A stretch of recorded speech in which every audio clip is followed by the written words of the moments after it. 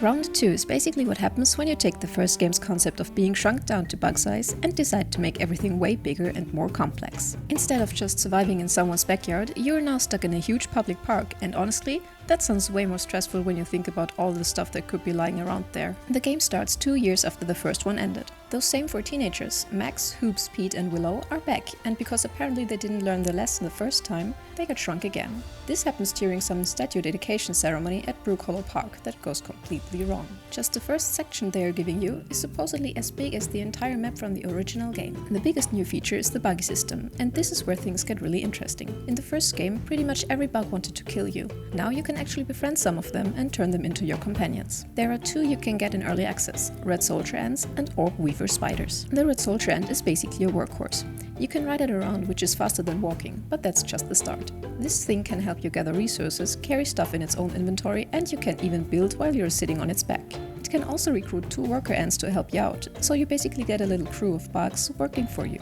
Plus, it'll fight alongside you when things get dangerous. The orb weaver spider is more about speed and combat. It's faster than the ant and can move across special web areas that you can't normally reach. It's also way better at fighting and has some neat tricks like screaming to scare other bugs and shooting webs to trap enemies. You can have multiple buggies, name them, build them little homes, and they can die, so don't get too attached. They completely changed how character progression works. Instead of everyone playing basically the same way, you now pick from 4 different roles. Warriors are your typical tank characters who use big melee weapons and can take a lot of damage. Rangers focus on bows and throwing weapons like in the first game.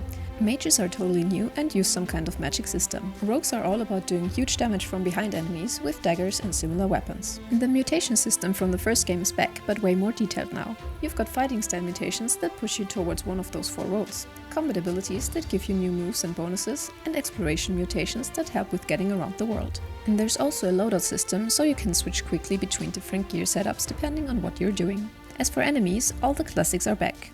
Ants, spiders, ladybugs, mosquitoes and bees.